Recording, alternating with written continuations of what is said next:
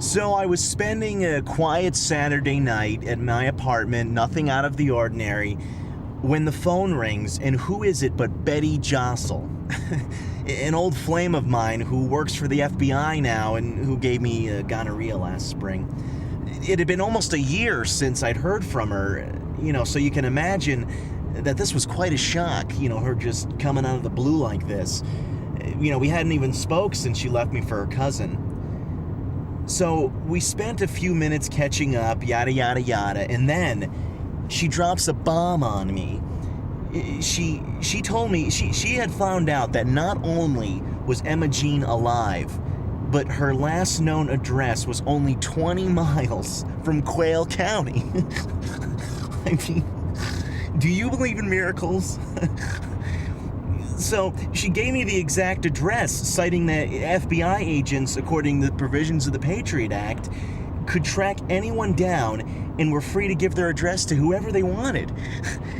So I'm saying pish posh. This is just some special favor that she's doing to me because she felt so bad about giving me the clap. I appreciated it, to be sure, but I told her that it wasn't necessary for her to risk her job over something so trivial. I mean, I personally like the little guys. So, she insisted and gave me the address and said, you know what? Go ahead, go find her. Go make this dream of yours come true. So, I made up my decision, and that's what we're doing. It's very exciting.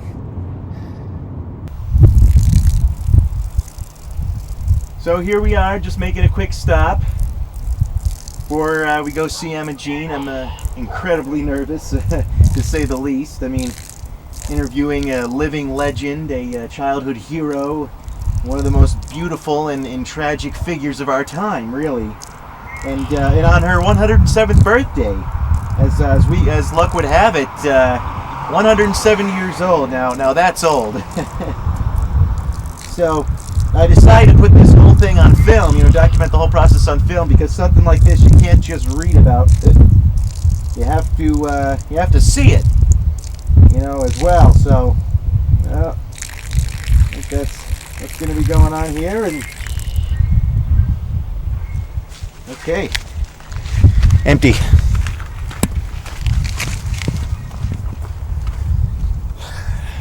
Let's go meet this lady.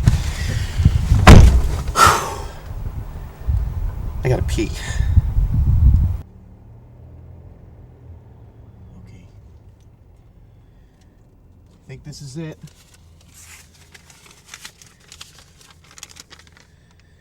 Number 33. Of course, it definitely would have saved us some time and tire rubber if Betty had given us the street name as well as the number, but the important thing is that we found it.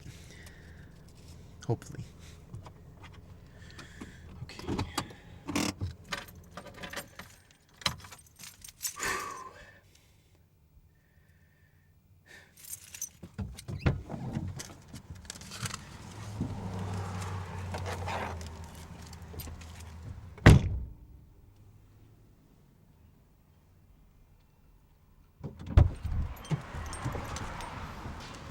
Now, this is a big deal. I mean, I've never been this excited or nervous about anything in my life. I mean, my heart is vibrating. My heart is humming. It's like the engine of a '98 Plymouth Neon.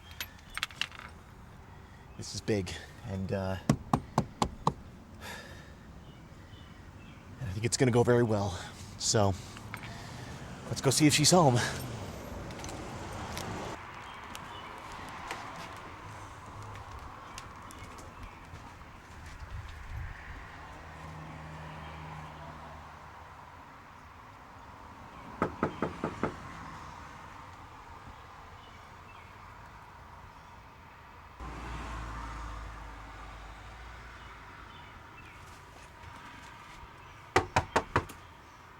Miss Saffron?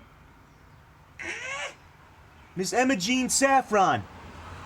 No, that's my name. I think it's her. Miss Saffron, my name is Vic Verme. I'm a reporter for The Squealer. I'm also one of your biggest fans, and I was wondering if I could meet you and possibly ask you a few questions for a feature I'd like to do in the paper about your film work in the 1920s, as well as how life has been since you decided to pursue other endeavors. I'm not coming out until that rabbit stops swearing.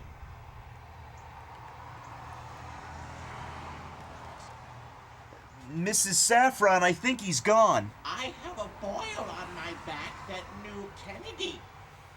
She's playing hardball. Okay, Mrs. Saffron, I guess we caught you at a bad time. We're leaving now. It's just a pity that I'll have to throw these delicious butterscotch candies away.